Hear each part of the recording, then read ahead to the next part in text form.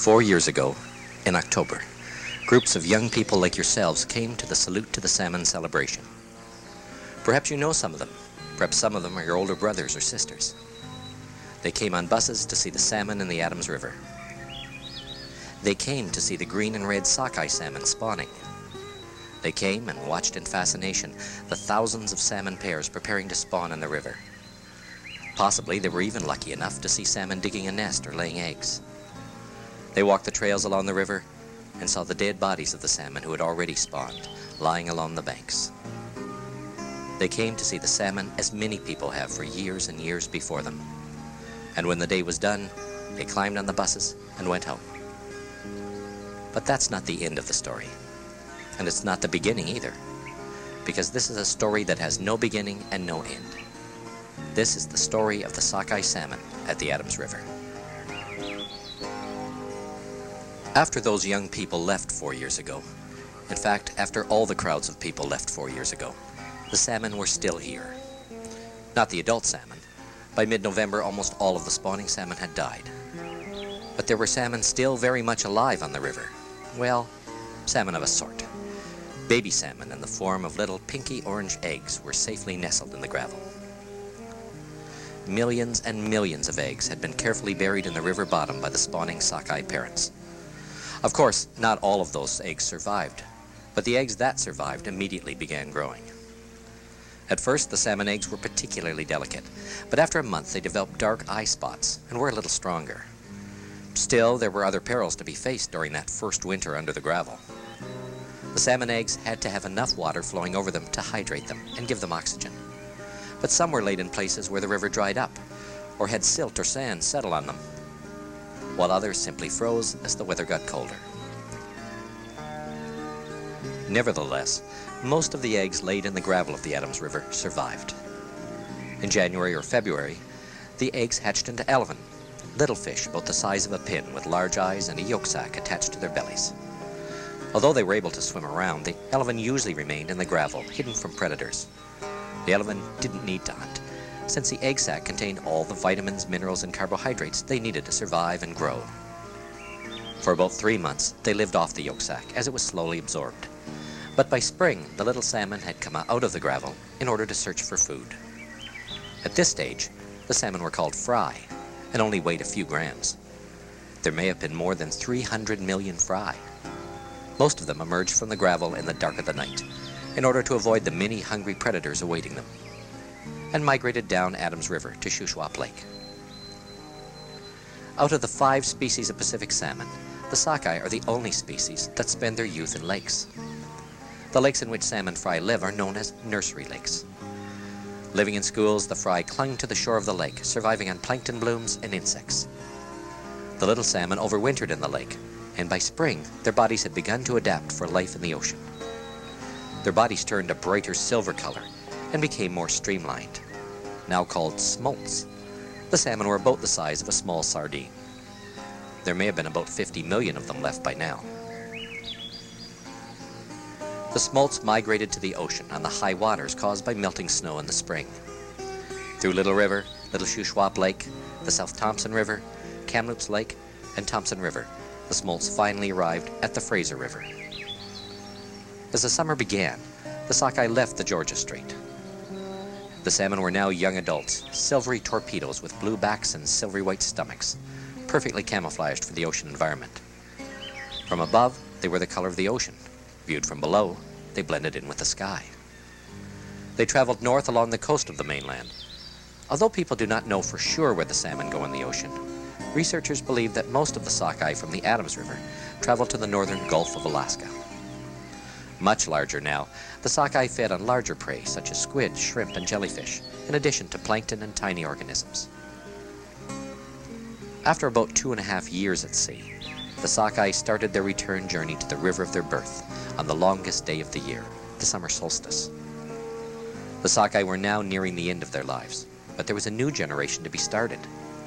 The salmon had to return to fresh water to lay their eggs, because the delicate eggs would not survive in salt water. No one knows exactly how the salmon managed to find their way back to the river of their birth from hundreds and thousands of kilometers across the ocean, but each time they do. However, Before the salmon could reach the Fraser River, they had to negotiate their way past the big commercial fishing boats that awaited them. BC sockeye salmon are world famous for their fine taste and are very important to the fishing industry in British Columbia. Those that made it past the commercial fleets headed for the Fraser River. By the time the sockeye reached the Fraser River, hormones were causing the sockeye to undergo changes. Their bodies became brilliant red, while their heads turned bright green. The males went through other changes. Their skin thickened as protection against the bites of other male salmon, and their jaws hooked. As well, their bodies thickened, resulting in the formation of a large hump on their backs. Their gums receded, making their teeth prominent and giving the males a fierce look. They would use these teeth to defend their spawning sites from other males on the spawning grounds. By the time the sockeye had reached the Fraser River, they had already traveled at least 1,200 kilometers. From the mouth of the Fraser to the spawning ground on the Adams River was another 480 kilometers. But now they would have to swim against the current of the river, as well as leap the waterfalls and rapids that blocked their way. The final leg of their journey would take them another 3 weeks. The greatest obstacle left on the salmon's journey home was Hell's Gate, a place where the Fraser River narrows and the water runs high and fast. In 1913, when the Canadian National Railway was building a railroad track, something went wrong, and tons of rocks were thrown into the river. Even after the block had been removed, the water still flowed too fast for many of the salmon to get through. Finally, in the 1930s, fishways were built. Inside these concrete tunnels are a series of baffles, which form small steps that the salmon can more easily negotiate. Once the sockeye had moved through Hell's Gate, they were only about 10 days away from the Adams River. A few of the faster sockeye arrive on the spawning grounds by the middle of September, but the majority of the run does not arrive until early October. Surprisingly, the lower Adams River, situated between Adams and Shuswap Lakes, is only 12 kilometers in length. And yet, this small stretch of river is home to one of the most dramatic and awe-inspiring events in the world: the spawning of the sockeye salmon. Some salmon return each year to spawn in this river in which they were born, sometimes a few hundred, sometimes thousands. But every 4 years, there is a dominant run, and as many as 2 million sockeye return. The salute to the sockeye is a celebration of these millions of sockeye returning to spawn. Of course, this is where you come in. The first thing you'll see when you arrive will be the parking lot. Because the salute is extremely popular, there will be hundreds of vehicles and thousands of people. In fact, the salute to the sockeye is so popular that extra facilities are brought in for the event. Around the edge of the parking lot, toward the river, there will be a variety of exhibits, audiovisual shows, and printed materials that will help you to better understand the site and the salmon. As you wander the display area, you will see exhibits that have been put together by various groups. Fisheries and Oceans Canada will have a number of interesting displays, perhaps even a movie tent, or an opportunity to join in playing a game. There will also be places to buy souvenirs, and even to try a taste of salmon. There are also picnic tables in this area where you are welcome to sit and eat or just take a rest. Please remember to pick up after yourselves and others. By keeping the area clean, you protect the wildlife that inhabits the park. Stop to check the various interpretive signs about the salmon before you head up the trails along the river. The Adams River is one of the few salmon rivers in British Columbia that is completely protected. It not only protects sockeye, but other species of salmon that spawn there, such as Chinook, coho, and pink. In protecting these salmon, Roderick Haig-Brown Provincial Park also safeguards the other animals who depend upon the salmon for food, including the interests of the human animal. First Nations peoples have depended on the salmon as a source of food for centuries. More recently, the BC salmon industry has also come to depend on these fish, and thus these spawning grounds, for survival. Of course, it's not enough to simply protect the salmon. The river and the surrounding area must also be protected in order to ensure the long-term survival of the salmon. For example, various trails have been built for use by visitors. By staying on these trails, visitors minimize damage to the plant life in the park. The plants are important to the many animals in the riparian zone along the Adams River. Well, first of all, insects live in the plants which provide food for fish and other animals. Also, animals use the plants for food. As well, various species of wildlife use stream corridors for travel. The plants growing along the river are also very important for the salmon. Without plants to provide shade, the water in the river would heat up and be too warm for the salmon to survive. As well, the roots of plants growing along the bank stabilize the stream banks of the Adams River and help keep them from eroding too quickly. It's also important to stay on the trails for your own protection. The water in the stream is swift and cold. In many places, the water may look shallow, but it is variable in depth and has a very strong current. The action of the river is also slowly wearing away the soil along the banks of the river. Thus, although the banks at the river's edge may look solid, they may actually be undercut and collapse beneath your weight should you stand on them. The lower trail system is accessible from both parking lots. A network of trails allows you to hike along the river from the west end of Tsutswecw Lake to the mouth of the river at Adams Lake, and provides access to the best areas for sockeye viewing during the October run. Walking these trails will allow you your first sight of the spawning salmon who have traveled so far in the short 4 years since they were born here.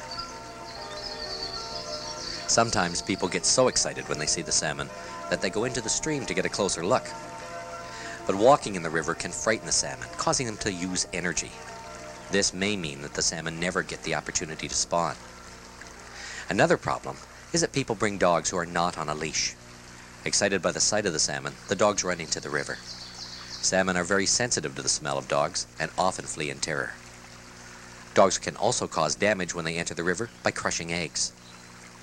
For the safety of the salmon and the other wildlife, dogs must be on a leash while in the park. And, of course, never throw rocks or other objects into the water.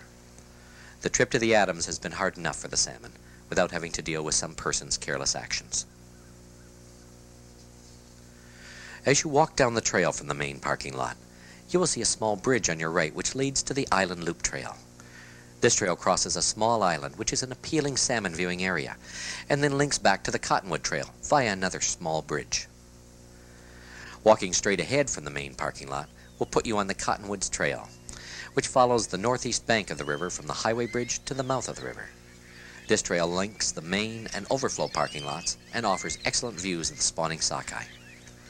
Watch for the dedication plaque to Roderick Haig-Brown that's located between the main and overflow parking lots. Roderick Haig-Brown devoted much of his life to conservation of wildlife in British Columbia and to the preservation of the sockeye salmon in particular. The plaque is engraved with a poem that Roderick Haig-Brown wrote about the salmon. Not far from the parking lot, a viewing platform allows a superb opportunity to look out over the river where the salmon are spawning. This is probably the best place to view the most salmon from the perspective of a low-flying bird. Sometimes there are large schools of salmon that are not yet ready to spawn, milling about in an almost solid mass. If you have any questions, keep your eyes open for the park interpreters who will gladly answer them. At the river, the male salmon are seeking females with whom to mate, while the female salmon are seeking suitable sites for nesting. The nest must be located in a spot that has clean, silt-free, coarse gravel, and where the water is the right temperature. As well, the site must have good water flow in order for the eggs to receive enough oxygen. The female swims slowly over an area, feeling the river bottom with her belly. When she finds the right site, she turns on her side and, arching her body, thrashes her tail to begin digging a hole in the gravel on the river bottom. She does this repeatedly, until she has dug a hole about 9 to 25 centimeters deep in the gravel. Between efforts, she allows herself to float downstream to rest. If you watch carefully at the river, you may see a female salmon building a nest. Once the nest is built, spawning may take place. Spawning frequently occurs at night. When the nest is finished, the female and male line up side by side over the nest. As the female deposits several hundred eggs in the nest, the male fertilizes them with a milky cloud of milk. The eggs are slightly sticky when they are first laid and stick to the gravel for about 20 minutes. This gives the female time to cover them with a layer of protective gravel to keep them from floating away downstream. After a half hour or so, the female moves upstream and begins a new nest. As she digs, the gravel from this new nest floats downstream, further covering the first nest. In all, she will build several nests and lay a few thousand eggs.